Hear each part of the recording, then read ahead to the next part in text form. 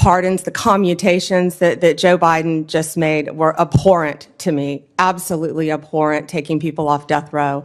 I looked at the facts of many of those cases, and they were so troubling to me. I don't know what process you intend to implement, but I would love to study that with you.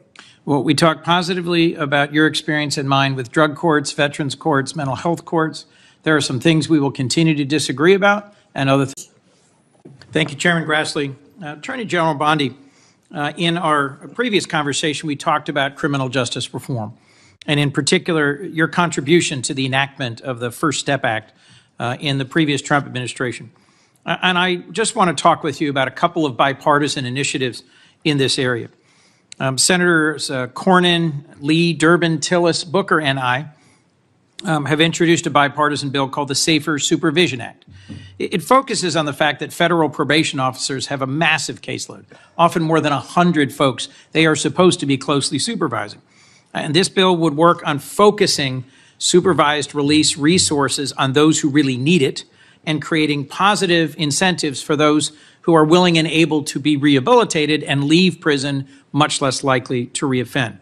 What's your experience about the need to support people when they get out of prison and to provide them with positive incentives rather than just leaving them to their own free will and the very high likelihood they may reoffend and thus violate public safety concerns? Yeah, and Senator Coons, that's why reentry, we call it, halfway houses, what you need, Senator Welch, are so important because many people deserve to go to prison, but many people are going to get out of prison.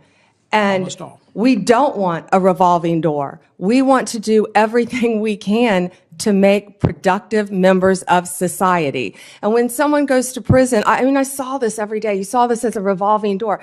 People get out and first of all, I back up. We need drug programs. I could go on. We need drug programs, more drug programs in our prison. We have to. Mental health, we would be here for another 2 days. We have to get more mental health in our prison system, counseling to help people. I think our local jails actually do a better job of it, at least in Florida. But we've got to work on that because when people get out, we expect them to do well. Many people don't even know how to go get a driver's license, yet we're telling you, go get a job, have a place to live. So we have to do everything we can to help. If I could move to the driver's license question. I've also led a bipartisan bill with Senator Wicker. Senator Grassley is also a co-sponsor. It's called the Driving for Opportunity Act. And it recognizes that in many states there is a practice of suspending driver's licenses where someone is too poor to pay their court-related or public safety-related fines and fees, but where the driver's license isn't suspended because they're dangerously driving. It's just because they haven't paid their fines and fees. And then without a driver's license, they lose their job or they're not able to get a job. Would you be willing to work with this bipartisan group of us on these two bills, Driving for Opportunity and the Safer Supervision Act? I would love to read both of them, and I was unaware of that happening with driver's license. Last two questions. Clemency, as we discussed, often near the end of an administration, there's a rush to consider pardons.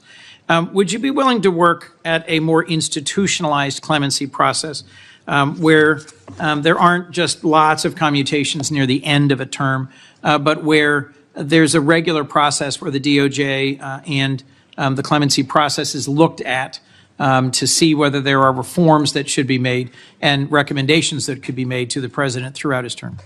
I would love to look at that process. I can tell you that the pardons, the commutations that Joe Biden just made were abhorrent to me, absolutely abhorrent, taking people off death row. I looked at the facts of many of those cases, and they were so troubling to me. I don't know what process you intend to implement, but I would love to study that with you. Well, we talked positively about your experience and mine with drug courts, veterans courts, mental health courts. There are some things we will continue to disagree about and other things I hope we can work on together. When Senator Chris Coons raised the issue of criminal justice reform, rehabilitation, and bipartisan cooperation, he was setting the stage for a conversation about the future of justice in America, one that goes far beyond politics and into the core of fairness, safety, and second chances. But when former Florida Attorney General Pam Bondi was pressed on the subject of clemency and presidential pardons, the tone shifted dramatically. Her sharp rebuke of President Joe Biden's recent pardons, which she described as abhorrent, wasn't just a passing remark. It reflected a deep ideological divide in how leaders view justice, mercy, and accountability. On one hand, there are those like Coons who are trying to build pathways toward rehabilitation, reintegration, and opportunities for those leaving prison. On the other, you have voices like Bondi's who frame certain acts of clemency, particularly commuting sentences or removing people from death row, as dangerous overreach that undermines the very fabric of justice. What makes this exchange fascinating is not just the disagreement itself, but the bigger question it raises. What is the true purpose of clemency? Is it a mechanism to correct injustices, offer redemption, and uphold the possibility of change? Or is it being used, as Bondi suggests, in a way that threatens public safety and disrespects victims?